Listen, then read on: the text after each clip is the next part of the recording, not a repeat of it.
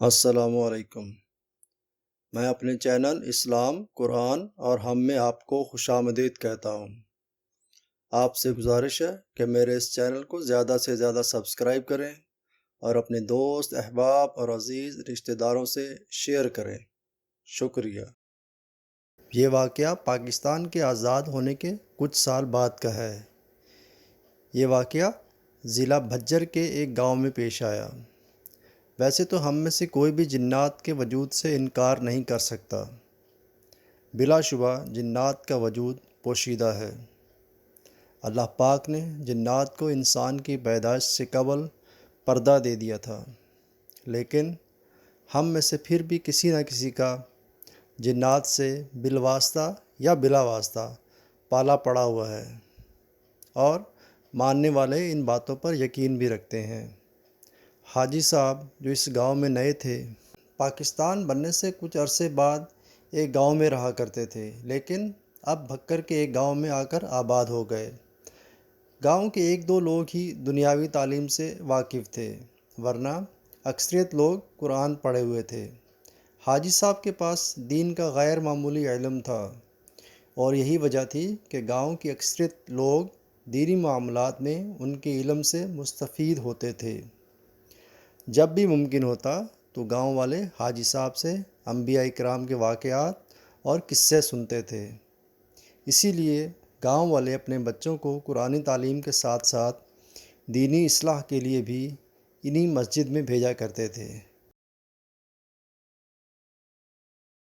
گاؤں کے بیچوں بیچ ایک پرانا درخت تھا، جس کے آس پاس سبزہ اور ہریالی تھی، جہاں گاؤں کے مرد حضرات اپنے مال مویشی چھوڑ کر اس پرانے درخت کے پاس بیٹھ جایا کرتے تھے۔ امام صاحب بھی بکریاں چرانے وہاں آ جاتے اور دین کی باتیں کرتے۔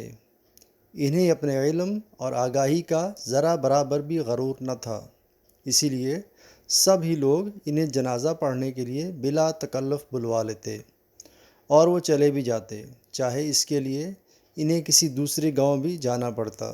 سردیوں کی ایک سرد رات، ٹھنڈی ہوا میں عشاء کی نماز کے بعد کسی نے حاجی صاحب کے دروازے پر دستک دی۔ دروازہ حاجی صاحب نے کھولا تو سامنے 3 سفید داڑھی اور نورانی چہرے والے آدمی کھڑے تھے۔ دروازہ کھلتے ہی ایک نے نہایت ادب سے سلام کیا اور پوچھا، کیا یہی حاجی قدرت اللہ صاحب کا گھر ہے؟ امام صاحب نے جواب دیا، جی ہاں، میں ہی ہوں۔ امام صاحب، میرے بھائی کا انتقال ہو گیا ہے، اور میں آپ سے ان کی نماز جنازہ پڑھوانے کی درخواست کرنے آیا ہوں۔ وہ آپ کی دینی علوم پر مضبوط گرفت اور مخلوق کی دسترت کی وجہ سے آپ کو انتہائی پسند کرتے تھے، اور ان کی یہ خواہش تھی کہ آپ ان کا جنازہ پڑھائیں۔ اسی لیے ہم آپ کے پاس حاضر ہوئے ہیں۔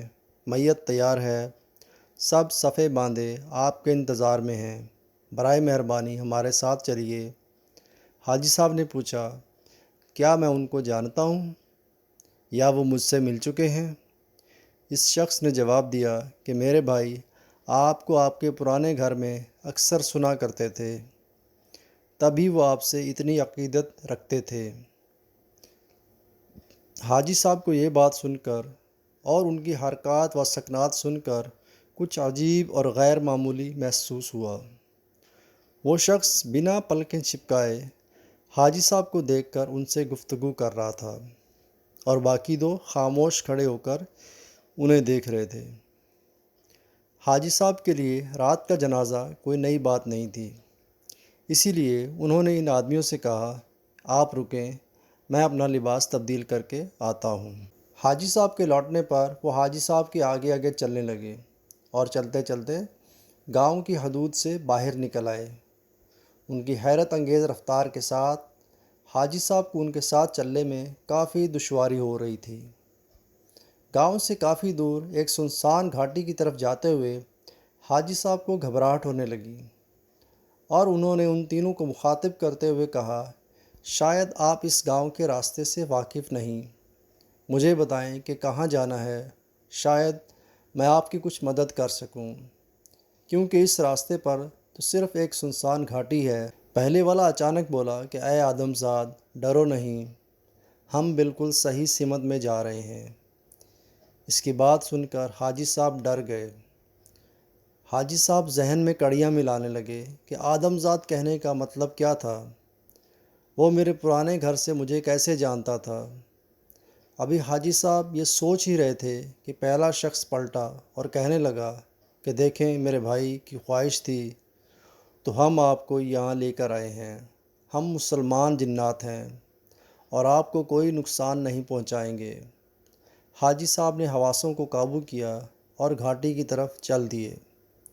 وہاں جا کر دیکھا تو لاتعداد لوگ سفید داڑھی اور سفید لباس پہنے کھڑے تھے۔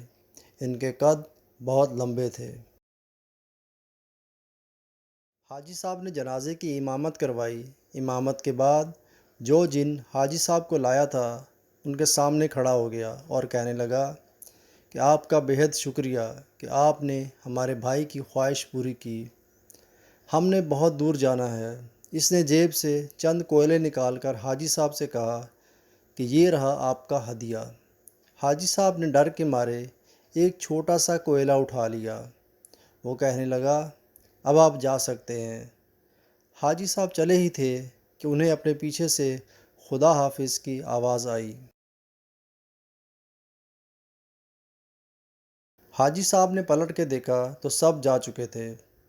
حاجی صاحب پسینے سے شرابور ہو گئے اور بے ہوش ہو گئے۔ ہوش آیا تو اپنے گھر میں تھے۔ ان کی اہلیہ نے بتایا کہ آپ گھر کے دروازے پر بے ہوش ہو گئے تھے۔ حاجی صاحب کو کوئلے کا خیال آیا۔ انہوں نے وہ نکالا تو وہ ہیرا تھا۔ وہ کبھی بھی اس واقعے کو بھلا نہیں پائے۔